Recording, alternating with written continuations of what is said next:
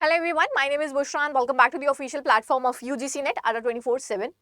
UGC Net जून 2024 का जो examination था वो पेपर लीक के चलते कैंसिल कर दिया गया 19 जून को, जिसके बाद एक पीआईएल फाइल करी गई जहां पे हमने कहा कि अगर सीबीआई ने ये कहा है कि एग्जामिनेशन का क्वेश्चन पेपर लीक नहीं हुआ था, इंटीग्रिटी हैम्पर नहीं हुई थी, वो सारे स्क्रीनशॉट जो थे वो टेम्पर्ड थे, तो एग्जामिनेशन का रिजल्ट डिक्लेयर कर दिया जाए और रीनेट का एग्जामिनेशन ना कंडक्ट किया जाए।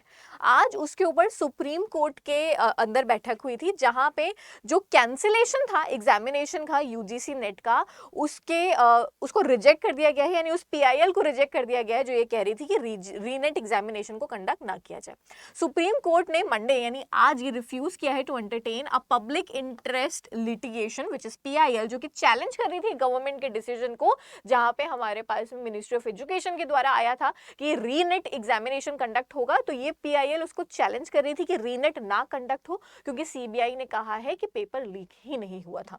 Cancel the UGC NET examination due to the alleged question paper leak. आगे इन्होंने कहा है कि एक जो बेंच है, यहाँ पे 3 जजेस की बेंच बैठी थी आज। A bench led by Chief Justice D.Y. Chandrachud alongside Justice J.B. Padiwal and Manoj Mishra, जिन्होंने डिसमिस किया है इस पीआईएल को।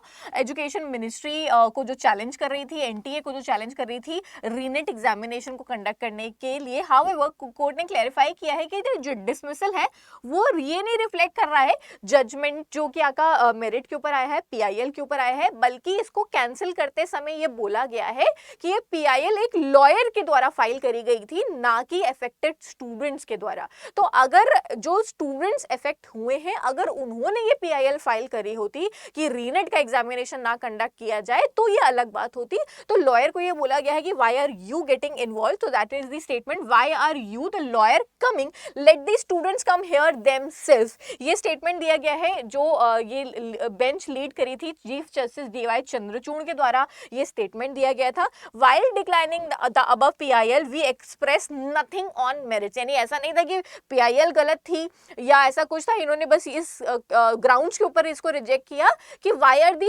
यू कमिंग, यानी लॉयर जो कि अफेक्टेड नहीं है, why is the lawyer filing a PIL instead of the students जो कि हैम्पर हुए हैं इससे related. So that is what the decision came today Supreme Court के द्वारा। द बेंच फर्दर एडवाइस किया है एडवोकेट उज्जवल गौर को कि वो अपने लीगल मैटर्स के ऊपर फोकस करें एंड अलाउ करें अग्रीव्ड पार्टी, यानी जिनको नुकसान हुआ है, जिन्होंने पेपर दिया था, जो अग्रीव्ड पार्टीज हैं उनको आने दिया जाए, और अगर वो चाहें तो आकर के पीआईएल अपनी फाइल करा सकते हैं अंटिल और प्रपोज किया है जो इन्होंने प्रपोज किया था कि यूजीसी नेट का एग्जामिनेशन हॉल्ट हो जाए। ना यूनियन एजुकेशन मिनिस्टर ने ऑर्डर किया था जून 19 को कि एग्जामिनेशन कैंसिल किया जाए। तो ओवरऑल अभी फिलहाल के लिए द सिचुएशन इज कि रीनेट एग्जामिनेशन कंडक्ट हो रहा है एज पर कि जो पीआईएल जो है वो हमारी रिजेक्ट करी जा चुकी है।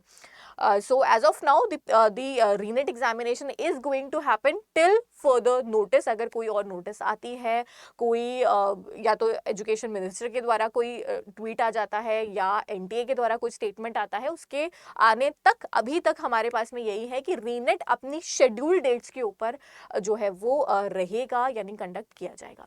इसी तरीके की और अपडेट्स के लिए और इन्फॉर्मेशन के लिए हमारे चैनल यूजीसी नेट ADA 24/7 को सब्सक्राइब कर लीजिए, सो दैट इस तरीके की कोई भी इन्फॉर्मेशन आती है तो वो आप तक पहुंच सके। Will see you guys again in the next session, till then take care, bye bye everyone.